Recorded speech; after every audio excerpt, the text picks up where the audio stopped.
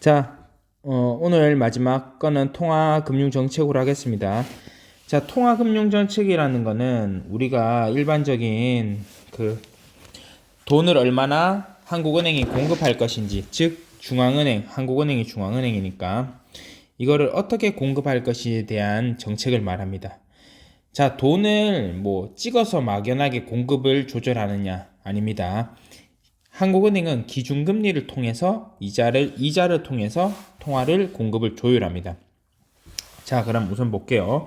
자, 이 내용을 알기 위해서 우선 화폐나 기본적인 지식을 알아야 되겠죠. 화폐는 여러분이 아는 바로 돈이고, 유동성이라는 것은 바로 교환하기에 용이한 정도입니다. 즉, 화폐로 바꾸기 좋은 정도죠. 그래서 유동성이 높은 통화를 협의통화, 그 다음에 그보다 낮은 건 강의, 금융기관 유동성이라고 해서 협의통화에는 현금과 결제성 예금, 그리고 강의통화는 만기가 2년 이내인 기타 예금, 그리고 금융기관 유동성은 만기가 2년 이상인 장기 금융상품이 더 포함되는 겁니다. 그래서 협의통화에다가 요거 붙이면 강의통화, 강의통화에 요거 붙이면 금융기관 유동성이 됩니다. 자, 시중에 통화량으로 가장 널리 되는 거는 강의 통화라는 내용이고, 자, 화폐의 공급과 신용 창조 한번 요거 이야기해 볼게요. 자, 어떤 거냐면 전체 통화량이 중앙은행이 최초 발행한 현금, 중앙은행이 처음 발행한 돈보다 크게 증가합니다. 시중에서는. 왜냐면 신용 창조라는 거를 거치거든요. 그래서 커지고, 그 커지는 비율을 통화승수라 합니다.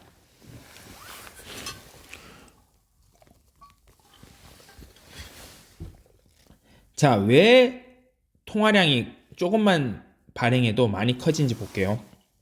만약 한국은행이 100억이라는 돈을 찍어냈다고 합시다. 그럼 이거를 시중에 공급하면 사람들이 이거를 다 써요? 아니면 은행에 갖다 넣어놔요?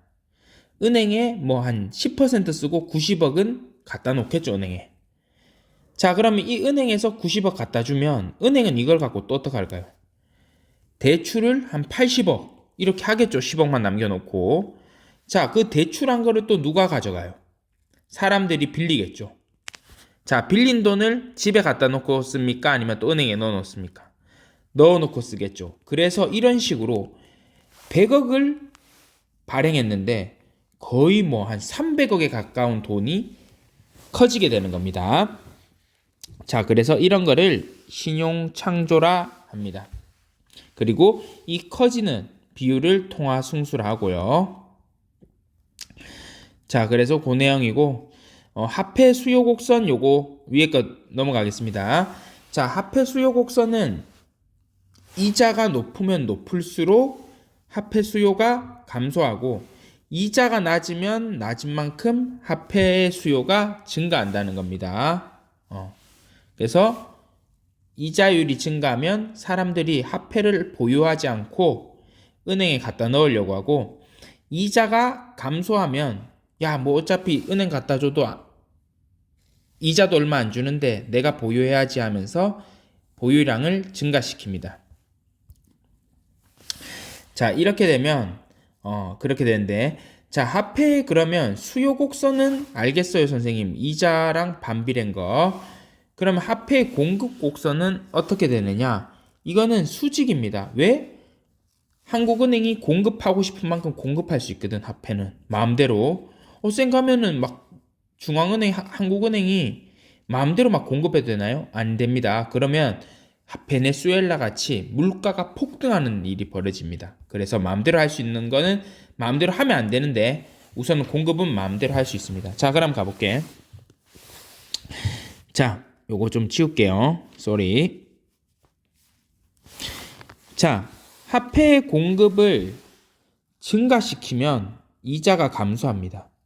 근데 화폐 공급을 줄이면 이자는 증가합니다. 볼게요.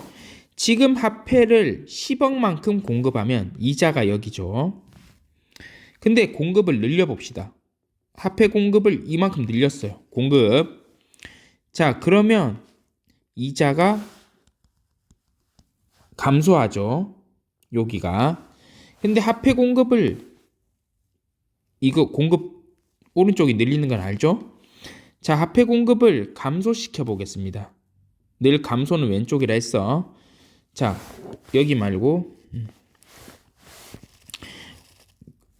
10억 하던 거를 5억만 공급하면 이자가 증가합니다. 그래서 화폐 공급을 늘리면 이자가 화폐 공급을 줄이면 이자가 증가하죠. 그래서 줄인 거죠. 이쪽은. 그래서 밑에 사례였습니다. 요거 적고. 자, 그래서 중앙은행 통화금융정책인데 화폐 공급을 그럼 증가시키면 기준금리를 낮추는 거죠. 그래서 증가시키면 이자가 감소한다.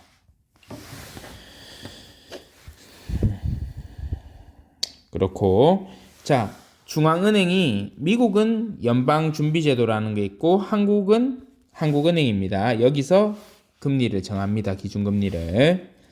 자, 한국은행이 그러면 통화를 이게 진짜 중요한데 통화를 조절할 수 있는 방법이 몇 가지가 있어요. 하나가 첫 번째가 밑에 여러분 어차피 별표 쳤습니다. 저기서 자세히 보면 됩니다. 공개시장 운영을 합니다. 즉 중앙은행이 채권을 사고 팔므로써 채권을 사주면 그만큼 시장에 돈을 주니까 공급이 증가하고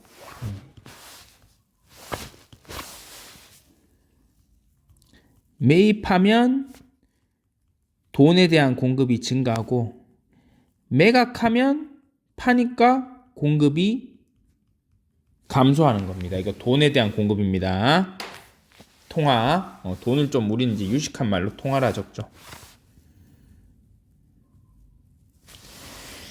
자, 그래서 요 방법이 있고 두 번째 재할인율. 요거는 시중의 은행이 중앙은행으로부터 자금을 빌릴 때 적용되는 이자율입니다. 즉 재할인율을 시중은행, 일반적인 은행들이 중앙은행에 빌릴 때 이자율인데 재할인율을 인하할 경우 인하 인상을 통해 하는데 인하할 경우는 대출이 증가하겠죠. 이자가 싸니까. 그리고 인상할 경우에는 대출이 감소합니다. 그래서 이런 건데 요 밑에 가면 다 할 겁니다, 여러분. 그러니까 너무 겁내지는 말고. 자, 3번 지급준비율. 예금자가 예금을 인출할 경우 은행이 보유하는 현금을 지급준비율이라 합니다. 그래서 중앙은행이 법적 지급준비율을 인하하면 시중은행이 대출이 증가합니다. 그래서 즉 은행들이 돈 못 갚을까 봐 가지고 있는 비율이죠. 그래서 요 비율을 가지고 한다는 겁니다. 여러분 그럼 요거 가겠습니다. 얼핏 받고 지금 제대로 갈 겁니다. 자, 첫 번째 공개시장은 채권을 사주면 통화량이 증가하죠. 사서 돈을 줬으니까. 그리고 채권을 팔면 돈을 받아야 되니까 통화량이 감소하죠. 자, 그 다음 재할인율. 즉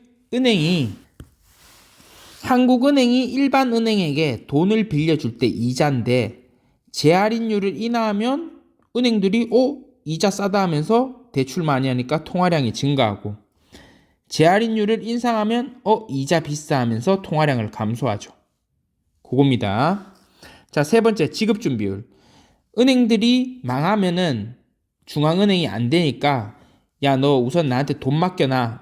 나중엔 너한테 돈 빌려간 사람들이 돈 찾을 때 돈 맡겨놓은 사람들이 돈 찾아갈 때 내가 혹시 못 갚으면 이때 그걸 위해서 대비해놔 하는 이 지급하기 위한 준비율을 인하할 경우는 은행들이 신나서 대출은 하는 게 아니라 은행들은 좋죠. 그만큼 돌려도 되니까.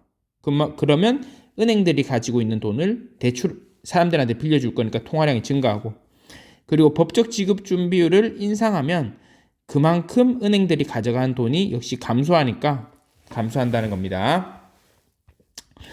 자, 그래서 그렇게 되고 그럼 추가로 가볼게.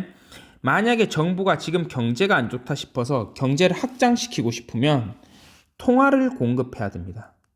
그러면 사람들이 돈이 많아지니까 수요가 증가하고 즉 수요 곡선이 증가하면 오른쪽으로 갑니다. 그래서 생산도 증가하고 물가도 오릅니다. 반대로 지금 경제가 너무 막 부동산도 비싸고 경제가 약간 가열돼 있다면 긴축 정책을 쓰면 됩니다. 그러면 통화량을 감소시키고 그러면 수요도 감소합니다. 그래서 수요가 이쪽으로 가는 거죠. 감소하면 왼쪽이라 했죠. 그러면 생산량도 감소하고 물가도 감소합니다. 즉 경제 소방관 같은 역할을 하는 거죠. 그래서 이렇게 되는 게 끝입니다. 자, 그러면 통화 감소시키는 요인으로 뭐든 고르신데 여러분 요건 다시 한번 정리했습니다. 자, 통화를 공급을 증가시키고 싶으면 국공채 공개시장이죠. 매입하면 되고 그러면 돈 주죠. 그리고 제한인율이나 지급준비율이나 뭐든 인하하면 통화를 공급 증가돼. 그치? 그리고 국공채를 팔면 돈을 받아야 되니까 그만큼 시중의 돈이 감소하고 그리고 두 개 다 인상하면 통화가 공급이 감소합니다. 오케이? 한번 가볼게. 자, 국공채 팔았어. 그러면 돈을 받아야 되니까 팔았으니까 받아야 되지. 그러면 이거는 통화 감소시키는 거 맞고. 자, 총생산과 국민소득이 증가했어. 이러면 여기 있는 내용이 아닌데 이거는 화폐 공급이랑 관련 없이 화폐 수요를 늘리는 겁니다. 그래서 이거는 관련이 없습니다. 이거는 화폐에 대한 수요를 증가시키는 원인이죠. 자, 그래 관련 없고 개인의 현금 보유 성향 증가. 사람들이 돈을 꽁꽁 가지고 있으려해요. 이거는 돈의 공급이랑 관련이 없죠. 자, 은행 초과 지급준비금 보유 증가. 자, 은행이 돈을 더 가지고 있습니다. 그러면 은행의 초과 지급 준비금을 지급 준비율을 높였습니다. 그러면 어떻게 되나요? 감소하죠. 그래서 정답은 기역 리을이 감소하는 거고 정답지가 없습니다. 요거 리을로 고치고 2번으로 하면 됩니다.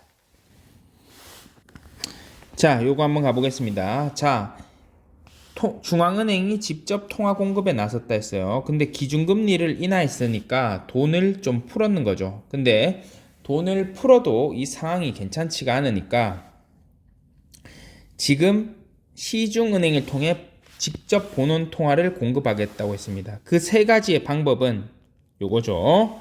공개시장으로 채권을 사고 팔므로써 통화를 공급하거나 지급준비율이나 재할인율을 가지고 통화를 공급하거나. 자, 기준금리 인하하고 돈을 공급한다는 거는 지금 물가 상승의 압력이 아니라 경제가 안 좋다는 거죠. 경제 침체죠. 자, 그래서 물가 상승할 경우에는 오히려 기준금리를 올립니다. 자, 그리고 니은 기업의 투자 심리를 높이는 요인이다. 자, 통화를 공급을 많이 하면은 요거는 기준금리를 인하를 하면은 기업들은 투자를 하고 싶죠. 그리고 쌤이 앞에 거 바로 잘못 정정할게. 잘못 설명한 게 니은을 하면은 이러면 통화가 공급이 많이 되면 나중에 물가 상승이 압력이 옵니다. 그래서 쌤이 이야기한 적이 있는데 코로나가 터지고 나서 통화를 워낙 많이 공급을 늘리니까 통화 공급을 많이 늘려버리면 아무래도 물가가 올라갈 수밖에 없죠. 그래서 요거 맞습니다. 미안합니다. 자, 그리고 가볼게. 자, 중앙은행에서는 현재 인플레이션을 우려하고 있다.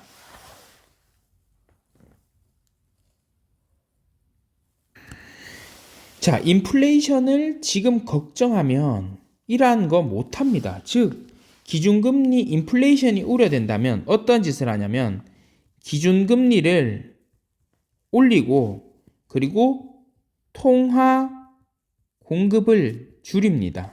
그래서 인플레이션 우려하고 있지 않습니다. 오히려 지금 나중에 물가 상승이 올 거를 각오하면서 지금 하는 겁니다. 자, 장기 국채를 대규모로 매입하는 건 니은에 해당된다. 자, 니은 장기 국채 여기죠. 공개시장 조작. 그래서 맞고 기역은 채권 시장 금리를 낮추고 민간 대출의 수요를 늘린다. 자, 기준금리를 낮추면 채권 시장들도 금리가 내려갑니다. 그래서 민간 대출 수요가 금리가 낮으니까 대출을 사람들이 많이 받겠죠. 그래서 맞습니다.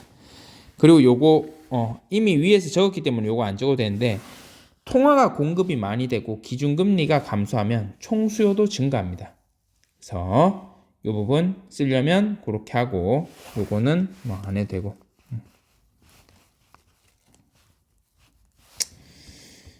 자, 3번, 4번 마저 풀어보고 싶지만 오늘은 여기까지 하고 3번, 4번은 따로 풀어주겠습니다.